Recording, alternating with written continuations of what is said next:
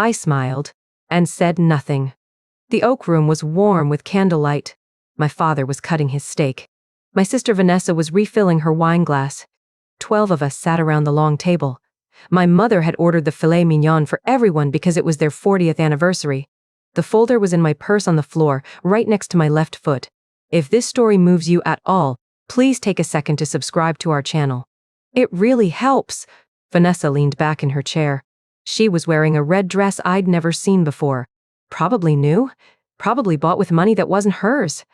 You know, she said, loud enough for the table to hear, I've been meaning to tell everyone. My real estate ventures have been going amazingly well. I just closed on a listing in Westbrook. Honestly, I think I've found my calling. My Uncle Bill raised his glass. That's great, Ness. She beamed. It's all about knowing the market. Being smart about opportunities. I kept my hands in my lap. My pulse was steady. I'd been waiting for this moment for 3 months. My mother reached across the table and touched my wrist. Claire, did you hear me about Vanessa and the farmhouse? She made a mistake. She's sorry. We need to move forward as a family. I looked at my mother's hand on my wrist. Then I looked at Vanessa. Oh, I hear you, Mom. Vanessa's eyes flickered. Just for a second. She knew something was wrong. Actually, I said, Vanessa, since you're doing so well, I have something for you. I reached down and pulled out the folder. The table went quiet. My Aunt Linda, my mother's sister, set down her fork. She knew what was in that folder. She'd helped me prepare it. I opened the folder and pulled out the first page. The new lease renewals for the farmhouse? 3 documents, each one signed by Mark and Lisa Thompson, the tenants Vanessa had installed, without my knowledge. Each one valid for another 12 months. Each one under my property management company, Old Mill Property Management, LLC. I placed them on the table facing Vanessa. These are the new leases for the farmhouse, I said. The Thompsons signed them in November. They're paying me rent now. Vanessa's face changed. The color drained from her cheeks. That's not possible, she said. Oh, it's very possible. I formed a property management company in October. I contacted the tenants, explained the situation, and offered them a choice. They chose to stay. I pulled out the second document. The demand letter from my lawyer, Sarah Chen. This is a formal demand for the $67,200 in rent you collected over the past 2 years, plus $12,000 in legal fees and interest. Total of $79,200. I slid it across the table. Vanessa's husband Tom reached for it. He read the first line, and his face went gray. Honey, he said very quietly, what is this? Vanessa said nothing. I smiled. Since you're so successful, I'm sure you can pay this by Monday, December 19th. My mother started to speak. I held up my hand. You told me to forgive her, Mom. I'm not pressing charges. Yet. She has until Monday, December 19th to repay what she stole. After that, I file a police report for forgery and theft. The table was silent. My father had stopped cutting his steak. The candlelight flickered. Vanessa stared at the folder like it was a snake. I can explain, she whispered. Oh, I'm sure you can, I said. But I don't need an explanation. I have bank statements. I have text messages. I have the forged power of attorney you signed with my name. My mother's hand was trembling. I leaned back in my chair. Enjoy your anniversary dinner, everyone. I've already paid for the filet mignon. I reached for my water glass and took a sip. My sister had no idea what was coming next. But to understand how I got here, I need to go back 2 years, to the day I inherited the farmhouse. My grandmother, Eleanor Harper, died in March of 2021. She was the only person in my family who ever made me feel like I mattered. Not because she bought me things, because she saw me. She knew I was the one who drove 2 hours every Sunday to have coffee with her, even when she didn't remember my name at the end. The farmhouse was her whole life. A 3-bedroom on 10 acres at 142 Old Mill Road.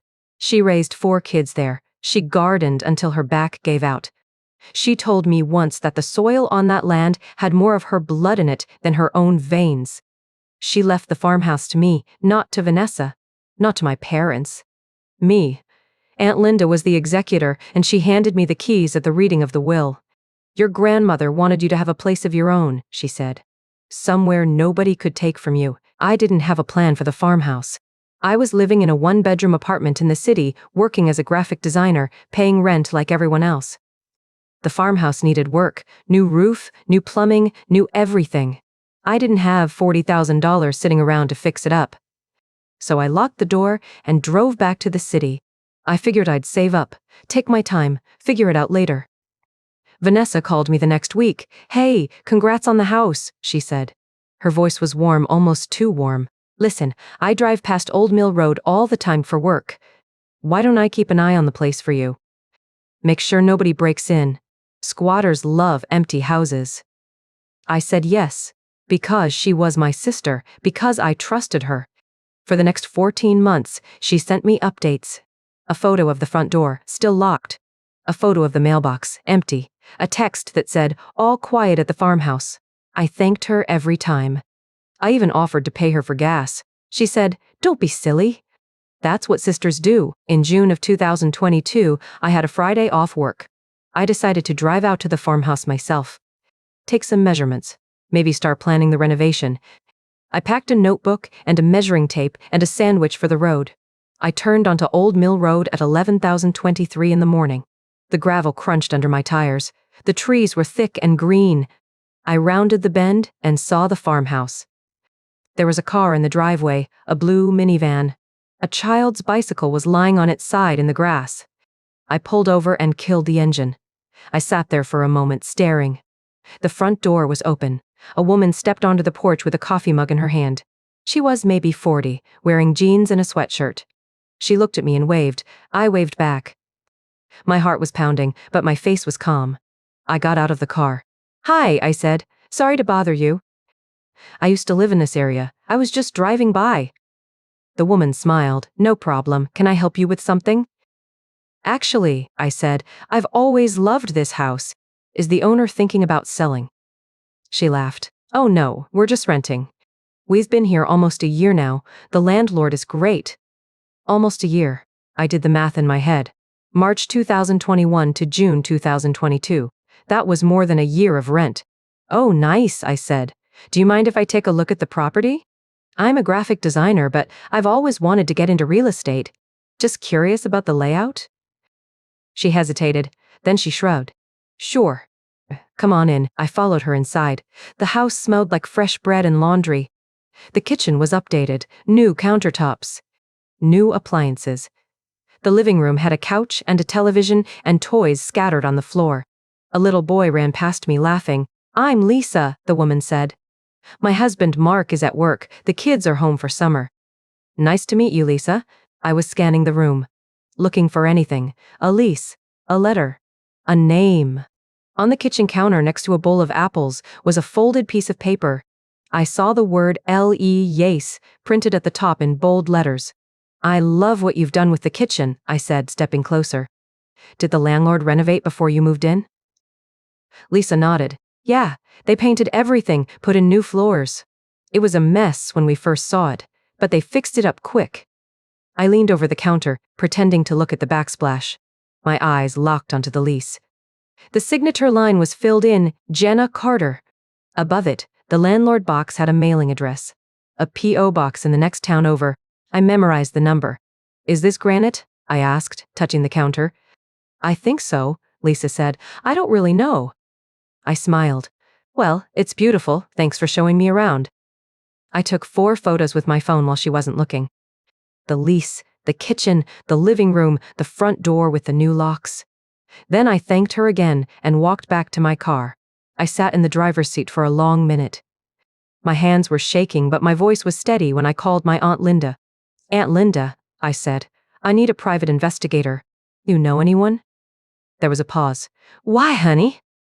"Because my sister has been renting out grandmother's farmhouse without telling me," I said. "And I'm going to prove it." I left the farmhouse with my phone full of photos and a sinking feeling that my sister had been busy while I was grieving. The private investigator's name was Mark Russo.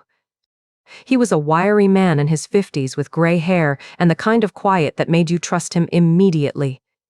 I met him at a coffee shop downtown, 2 days after I'd found the tenants living in my grandmother's house.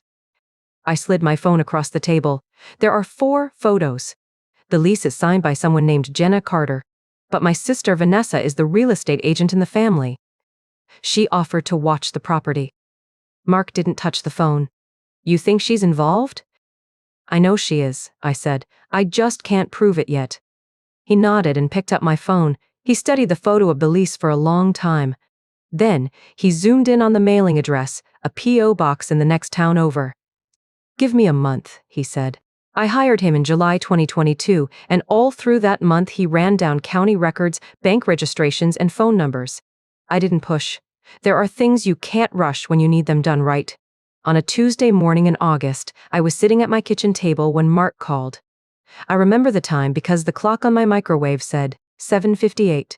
2 minutes early. The P.O. box belongs to a woman named Jenna Carter, he said. She's a friend of your sister's. They went to high school together. I checked county records.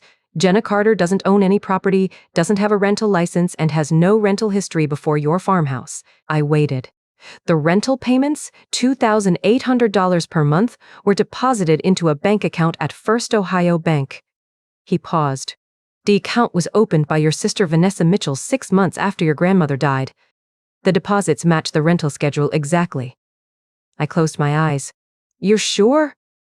I have the statements, he said. I'll email them to you. I thanked him and hung up. I sat at the table for a moment staring at the wall. Then I opened my laptop and waited for the email. The bank statements arrived at 8:15. I printed them all. 24 months of deposits, all $2,800, all landing on the first of the month. The account balance at the time of Mark's investigation was just over $11,000. The rest had been spent. I drove to Mark's office that afternoon. He had more for me. Copies of text messages between Vanessa and the tenant, Lisa Thompson. Vanessa had introduced herself as the property manager. She had never mentioned my name. The messages showed her collecting complaints about a leaky pipe, then sending a handyman. But the worst was the power of attorney. Mark slid a photocopy across his desk. This was filed with the county recorder's office 3 weeks after your grandmother died. I picked it up. It was a legal document granting Vanessa Mitchell the authority to manage property on behalf of Claire Mitchell. The signature at the bottom was mine, except it wasn't. I had never signed a power of attorney. I had never even seen this document before. She forged my signature, I said. Mark nodded. She also had it notarized. Who was the notary? Jenna Carter. I stared at the paper. The penmanship was close. Very close. Whoever had practiced my signature had done it dozens of times before committing it to this document. But the C in Claire was wrong. I always start my C's with a small loop at the top. This one was a simple curve, no loop at all. I left Mark's office with a manila envelope full of proof. Bank statements, text message screenshots, the forged power of attorney, and a copy of the lease showing the P.O. box. I spent the next few weeks sitting on it, letting it settle, making sure my next move was deliberate. In September 2022, I asked Vanessa to meet me at a coffee shop near her office. She came in heels, a blazer, late as always. She smiled when she saw me. What's this about? But you sounded serious. I slid the manila envelope across the table. Open it. She did. I watched her face change. The smile didn't vanish so much as freeze. Then the color drained out of her cheeks. She closed the envelope and pushed it back. Claire, I can explain. You can. I didn't raise my voice. Explain the forged signature. Explain the bank account. Explain why you've been stealing from me for 2 years. Silence. The coffee shop noise filled the space between us. It was supposed to be temporary, she said. I was going to tell you. She had no answer. I stood up. I have a meeting with a lawyer tomorrow, I said. You'll hear from her. Vanessa grabbed my arm. Claire, please. Don't ruin my life over this. I looked at her hand on my sleeve. Then I looked at her face. You forged my name, I said. You stole $70,000. Only, you did this yourself. I walked out. That same evening, I drove to my parents' house. My mother opened the door before I could knock. She looked surprised to see me. Claire! What a nice surprise. Is everything okay? Where's Vanessa? I asked. She's at home. I walked past her into the living room. My father was reading the newspaper in his armchair. He looked up when I entered. Claire, he said. To what do we owe the pleasure? I sat down on the couch. I put the manila envelope on the coffee table. I know about the farmhouse, I said. My mother froze. My father's hand stopped turning the page. I know Vanessa rented it out, I continued. I know she's been collecting rent for 2 years. I know she forged my signature on a power of attorney. And I know it's been going on for over a year. Silence. My mother sat down slowly across from me. She folded her hands in her lap. Her voice came out soft, pleading. Claire, your sister made a mistake. She was going to tell you. Claire. She was waiting for the right time. The right time, I repeated. I looked at her. How long have you known? She didn't answer. Mom, I said, how long? She closed her eyes. Since June 2021. Over a year. They had known for over a year. I looked at my father. He wouldn't meet my eyes. He stared at the carpet. And you didn't tell me, I said. My mother reached across the table. Honey, you don't need the money. You have a good job, a nice apartment. Vanessa has bills. She has a mortgage, car payments, 2 kids in private school. She needed the income. I didn't move. You're her sister, my mother said. Family is everything. Can't you just move on? I stood up. I picked up the manila envelope. No, I said. My mother's face crumpled. Claire, please. I'm not done, I said. I just needed to know how deep this went. I walked to the door. I stopped and turned around. You knew, I said, for over a year, and you said nothing. My mother started crying. My father cleared his throat. Now, let's not be hasty. You said I don't need the money, I said. That Vanessa has bills. I opened the door.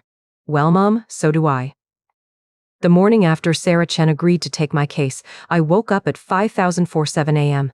I hadn't slept. But I felt clear. I made coffee, sat down at my kitchen table, and opened my laptop. I spent the next 4 hours researching Ohio property management laws. I read the statutes 3 times. I made notes. I learned that I didn't need Vanessa's permission to form a company and manage my own inherited property. I just needed to do it legally. Properly. At 10:00 a.m., I called Sarah. How fast can I form an LLC? Depends how fast you want to pay, she said. I want it done by Friday. Then you'll pay for expedited filing, $100 for the state, plus my fee for drafting the operating agreement. I'll wire the money today. Good, she said. Name? I'd already thought about it. Old Mill Property Management. After the road, the farmhouse is on. Old Mill Property Management, she repeated. I'll have the paperwork ready by tomorrow afternoon. Only my Aunt Linda knew. She helped me prepare the folder with the operating agreement terms. This was my move, and I needed it to be clean. Legal. Unarguable. By Thursday afternoon, I had a certificate of formation from the Ohio Secretary of State. Old Mill Property Management, LLC, existed. I was the sole member. I had a federal tax ID number. A business bank account. Letterhead. The whole thing cost me $412. I printed the certificate and pinned it to my wall. October passed. I waited. I filed the paperwork. I set up the systems. But I didn't approach the tenants until November. I wanted everything airtight. On the first Saturday of November, I drove to the farmhouse. Lisa Thompson answered the door. She looked tired. Her youngest daughter was crying somewhere in the back of the house. Hi, I said. Can we talk? She recognized me from my fake tour months ago. Her face went pale. Look, I'm sorry about all this. We just needed a place, and Vanessa seemed nice, and... It's okay, I said. You're not in trouble. I explained everything. That Vanessa was my sister. That she'd forged my signature on a power of attorney. That she'd been keeping the rent. That I owned the property, not her. Lisa listened. Her hands were shaking. We didn't know, she said. I swear. Vanessa said she was managing it for her sister, and her sister lived overseas. Or, she said you trusted her. People believe what they want to believe, I said. I pulled out the lease agreement for my new company. Here's the deal. I'm starting a property management company. Sign this, and your lease is with me. Same terms. Same rent. I'll handle everything from now on. Lisa took the papers. She read them slowly. Then she looked at me. What about Vanessa? She's not authorized to manage this property anymore. And if we sign this, we can stay? Guides? She signed right there at the kitchen counter. Her husband Mark signed when he got home from work that evening. Oh, I drove back to my apartment with 2 signed leases in my glove compartment. The next week, I called every tenant communication contact Vanessa had used. The P.O. box, the email address, the burner number she'd set up. I notified each one that Old Mill Property Management was the new responsible party for the property at 142 Old Mill Road. I CC Sarah on every email. Vanessa didn't find out. She was too busy driving her luxury SUV around town, closing listings, posting "just sold" signs on Instagram. She had no idea her little side hustle had just evaporated. On the 1st of December, the Thompsons' rent payment of $2,800 hit my business account. Not Vanessa's, mine. I stared at the transaction confirmation for a long time. 2 weeks before the anniversary dinner, Sarah called me into her office. She had a folder waiting on the conference table. Thick, professional, legal, the demand letter, she said. $67,200 in stolen rent, plus $12,000 in legal fees and interest. Total demand, $79,200. Payment due by close of business on December 19th. Monday, I said. Monday, she confirmed. If she doesn't pay, we file a police report for forgery and theft. I've already spoken to a detective in the county prosecutor's office. They're waiting. I opened the folder. The letter was 4 pages. Clear language, dates, account numbers, evidence referenced by exhibit. One more thing, a second folder, new lease renewals, Sarah said. Standard 1-year terms starting January 1st. Signed by the Thompsons. Forwarded to you as the managing entity. I took both folders home and put them in my purse. Only my Aunt Linda knew what was inside. Not my mother, who had called me 8 times in the past month. Not even my best friend. I sat in my apartment with the purse on the coffee table. My gray tabby Mabel jumped up and sniffed the zipper. It's showtime, I whispered. 3 days later, my father texted, 40 years! The Oak Room, December 15, your mother wants everyone there. Rex nice. I texted back, I'll be there. And I smiled. Because my sister had no idea that her biggest mistake was bragging about her successful real estate ventures at a family dinner. I couldn't wait to see her face when she learned that her biggest tenant contract had just been signed away. I put the folder in my purse the night before the dinner. I didn't sleep. I sat on my couch with Mabel curled in my lap and watched the clock tick past midnight, then 1, then 2. I rehearsed the moment a dozen times. What I would say? What I would not say. What I would do when Vanessa tried to talk her way out of it. The Oak Room had white tablecloths and candles in glass holders. My mother had reserved the private dining room in the back, the one with the long oak table and the painting of a covered bridge on the wall. I arrived at 6:45, 15 minutes early. I wore a navy blue blazer and black pants. Professional. Calm. I carried the folder under my arm like it was nothing. My father gave me a hug and asked about my job. My mother kissed my cheek and said I looked thin. Aunt Linda was already there, seated at the far end of the table with a glass of white wine. She caught my eye and gave me the smallest nod. She knew what was in the folder. She was the one who had helped me prepare it. Vanessa arrived at 7:05, late, with her husband Tom trailing behind her. She wore a red dress that screamed, "Look at me!" Her hair was fresh from the salon. She hugged my mother. She hugged my father. She ignored me. Tom shook my hand and said he was glad I could make it. Dinner came, salad, bread rolls. My mother told stories about their wedding day, about the cake that collapsed, about the priest who forgot their names. Everyone laughed.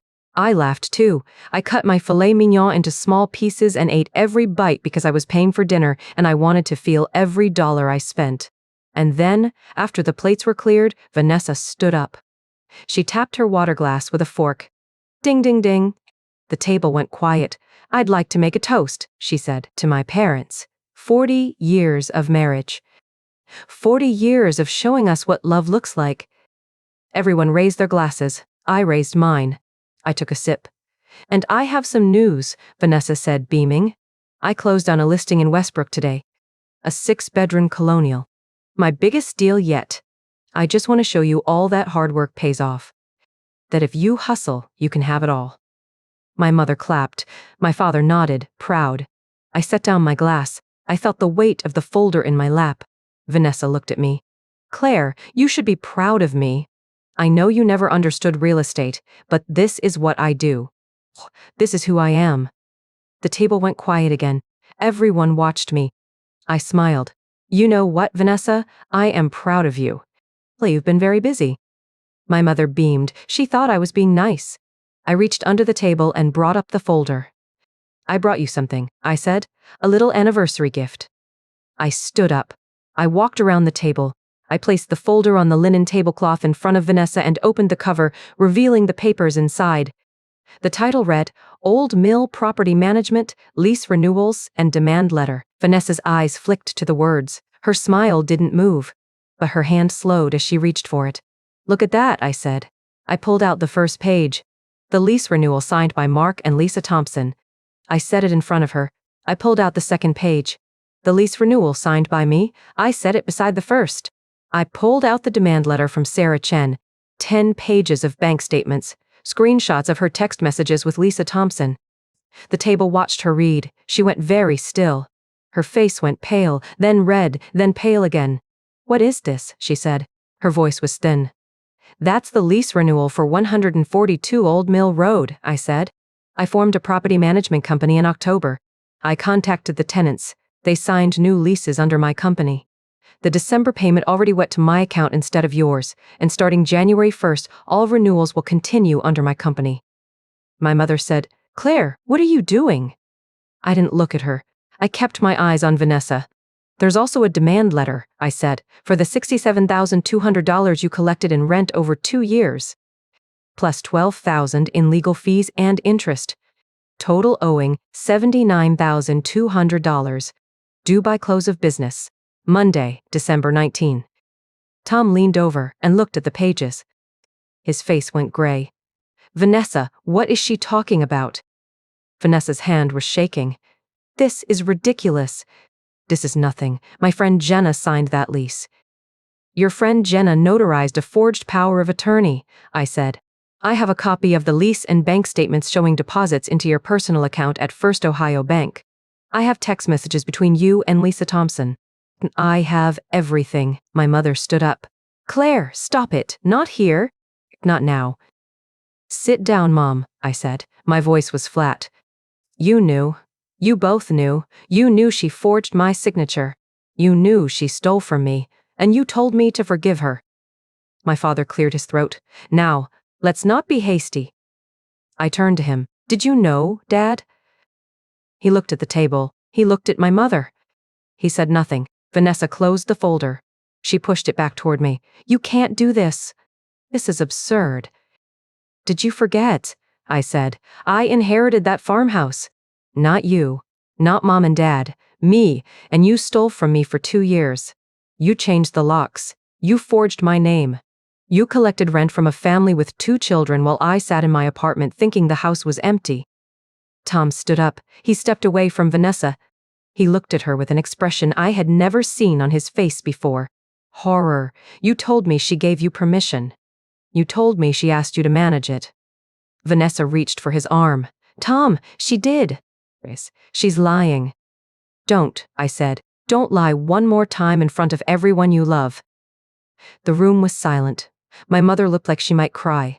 My father stared at the painting of the covered bridge like he wished he could walk into it and disappear. Aunt Linda had her wine glass in her hand and a very small smile on her lips. Vanessa looked at me.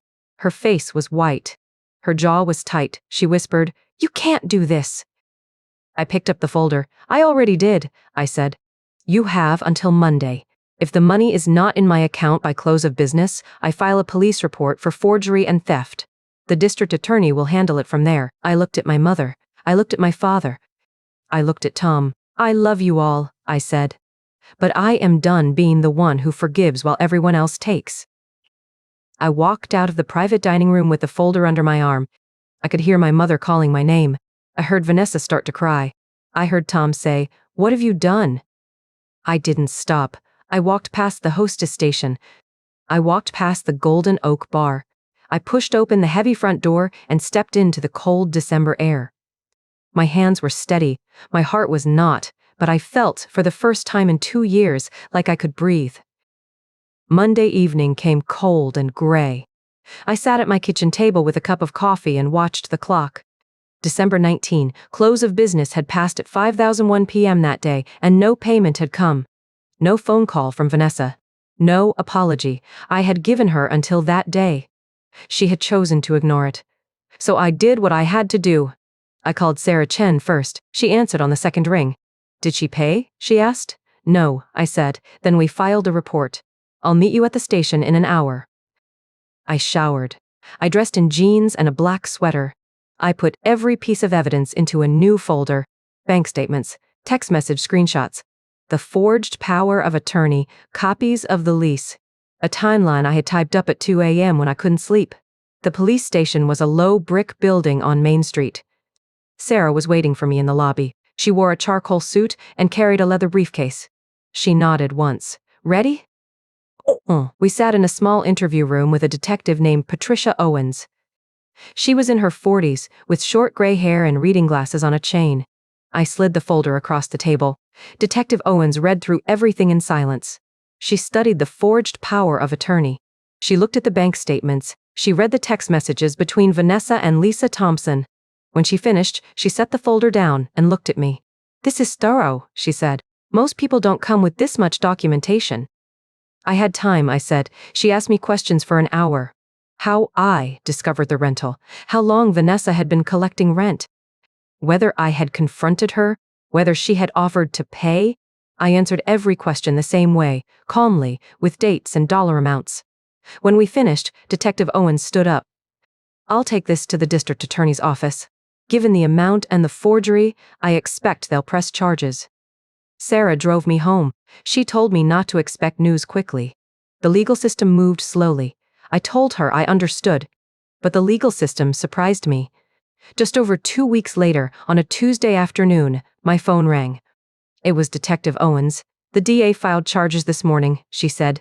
Felony forgery and felony theft? Your sister was arrested at her office an hour ago. I sat down on my couch. Mabel jumped into my lap. I scratched her ears and let the news settle. Thank you, I said. She'll be arraigned tomorrow. You don't need to be there, but you can if you want. I thought about it. I imagined Vanessa standing in a courtroom in handcuffs. I imagined her real estate clients Googling her name and finding a criminal case. I imagined everything she had built crumbling because she couldn't stop herself from stealing. I'll pass, I said. Sarah called me the next day with updates. Vanessa had been released on her own recognizance. Her lawyer had requested a continuance. The case would drag on for months. And it did drag on. Vanessa pled not guilty. Her lawyer argued that Claire had given verbal permission to manage the property. Sarah produced the lease with the forged signature. She produced the bank statements showing deposits into Vanessa's personal account. She produced the text messages where Vanessa told Lisa Thompson not to mention Claire's name if anyone asked. The trial was scheduled for March. I took a day off work and sat in the back of the courtroom. Vanessa sat at the defense table in a blue blazer. She didn't look at me. Tom was not there. I had heard through Aunt Linda that Tom had moved out in January, that he had hired a lawyer, that the legal fees from Vanessa's case had drained their joint savings account, that he had told mutual friends he couldn't believe he had been married to someone capable of forgery. Vanessa took the stand in her own defense. She was polished and charming. She smiled at the jury. She explained that she was just trying to help her younger sister, who had been so overwhelmed by the inheritance, that she had planned to tell Claire eventually, that the money was safely set aside. The prosecutor asked her one question that undid everything. Can you explain why the rental payments went into a bank account that only you could access? Vanessa opened her mouth, closed it, opened it again. The jury took 4 hours to reach a verdict. Guilty on both counts. The judge sentenced her to 5 years of probation, ordered her to pay $68,000 in restitution plus $12,000 in legal fees, and required her to complete 400 hours of community service. She would not go to prison, but she would carry a felony conviction for the rest of her life. No more real estate license, no more charming her way out of things. I sat in the back of the courtroom and watched the bailiff lead her out in handcuffs. She still did not look at me. 2 weeks later, I drove to the farmhouse. The Thompsons were packing. I had given them 90 days' notice under the terms of their new lease. Mark had found a rental in the next town over. Lisa had cried when I told her, but she understood. "I'm sorry," I said as I stood in their kitchen. "It's not your fault," she said. "We should have known something was off when we never met the actual owner." We signed the paperwork. They handed me the keys. I walked through the empty farmhouse one last time. The rooms that had smelled like cinnamon and old books when my grandmother was alive. The porch where I had sat and watched the sun set. The garden where she had grown tomatoes and roses. I listed the property with a real estate agent I trusted. No family connections, no deals, just a straightforward sale. The offers came in quickly. The farmhouse on 10 acres was desirable. I accepted an offer for $180,000 from a young couple who wanted to start a small farm. They seemed kind. They told me they would take care of the place. I closed on the sale in April. The proceeds hit my bank account. I used $150,000 to buy a 2-bedroom condo on the west side of the city. It had a balcony and a sunlit corner for Mabel's cat tree. It was mine. The rest I put into savings. I sat on my balcony with Mabel in my lap. I watched the sun set over the city skyline. I thought about my grandmother's farmhouse. I thought about the 2 years I had lost. I thought about my parents who had known and said nothing. And I thought that was the end of it. In September, a letter arrived. I recognized the handwriting immediately. My mother's neat back-slanted cursive, the same handwriting that had written my lunch notes in elementary school and signed birthday cards. The envelope was plain white. No return address written, but I did not need one. I could smell the paper and know it was her. I opened it on my kitchen counter. The letter was 2 pages long. She wrote about how hard things had been. Vanessa had moved in with them in July, she said. She had brought 3 suitcases and a storage unit bill. Tom had filed for divorce in June, and he had hired a forensic accountant to claw back anything left. The legal fees had drained their joint savings completely. My parents had put their house on the market in August. It sold in 11 days. They used the proceeds to pay the rest of Vanessa's restitution. The house my father had retired in, the house where I had learned to ride a bike in the driveway, was gone. They were renting a 2-bedroom apartment on the other side of town now, and Vanessa was living in the spare room. My mother wrote, "We are not asking you to forgive her. We are not asking you to take her back. We are just asking if you could help us. A little, to get back on our feet. Your father's pension only goes so far." I read the letter twice. Then I folded it neatly and put it back in the envelope. I placed it in the drawer where I keep my lease agreements and my tax documents. I did not respond. I have not responded. I do not plan to. That was September. It is October now, and I have a routine. Every Tuesday and Thursday evening, I drive to the county animal shelter on Walnut Street. I walk the dogs that need walking. I sit in the cat room with Mabel's former cage mates and let them climb on my shoulders.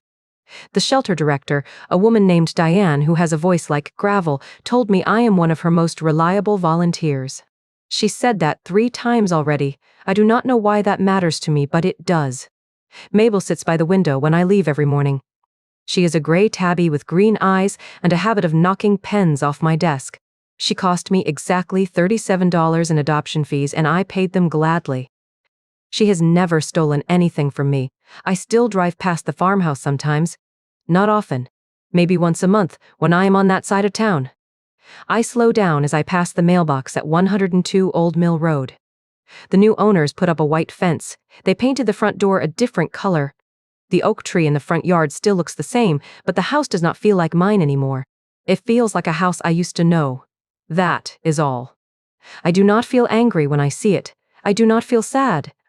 I feel something quieter, something like a door that was never locked but I never knew I could walk through. Now I am on the other side, and the key is in my pocket. My mother has not called again. My sister has not either. I do not know where Vanessa is now. I heard through someone that she left the apartment in September. She tried to start a new career in another state. I do not know if that is true. I do not check. I stopped checking in March, after the trial, when I finally deleted every social media notification I had ever set for her name. I live in a small condo on the west side of the city. It has a balcony. It has morning light that falls across the kitchen floor in stripes. It is paid for. It is mine. I do not owe anyone anything. And for the first time in a very long time, I am not waiting for someone else to decide what I deserve. Thank you for listening to my story. If you found yourself in it, please like and subscribe.